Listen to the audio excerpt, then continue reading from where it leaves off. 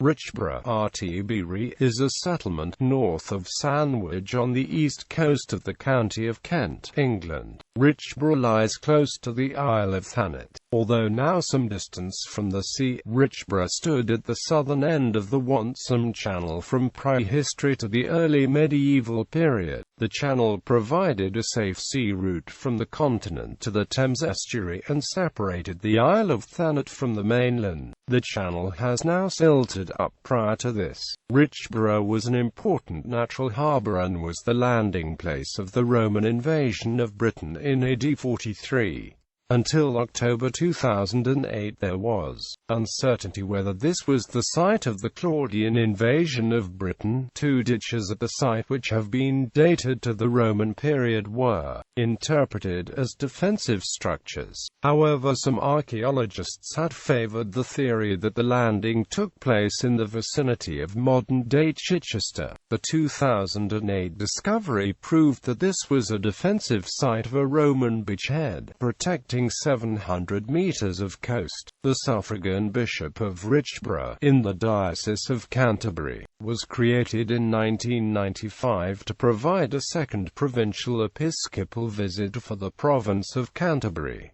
Roman and Saxon history. The Romans founded the site and, after the withdrawal, the site was occupied by a Saxon religious settlement. The site is managed by English Heritage, who run historical events on the site throughout the summer.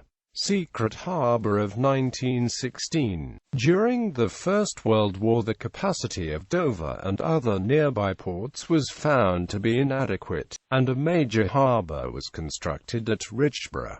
Its purpose was to provide the BEF with its heavy equipment. In 1917, the British government began to look into the possibility of installing a cross-channel train ferry at Richborough to allow roll-on, roll-off transportation of railway rolling stock, artillery and supplies to the Allied front lines.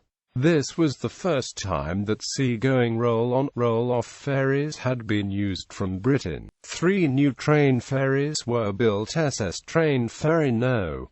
1, SS Train Ferry No. 2 and SS Train Ferry No. 3, and operations began on 10 February 1918, conveying nearly 900 tons of cargo at a time between Richborough and Calais and Dunkirk. Although existing barge services were still in operation across the channel from Richborough, the use of train ferries was more practical for larger and heavier cargoes, such as tanks. The use of train ferries greatly reduced the amount of labor required in the transport of these items. It took only 30 to 40 minutes to load or unload the 54 railway wagons and 50 or 60 motor vehicles that could be carried by these train ferries. An analysis done at the time found that to transport 1,000 tons of war material from the point of manufacture to the front by conventional means involved the use of 1,500 labourers, whereas when using train ferries that number decreased to around 100 labourers.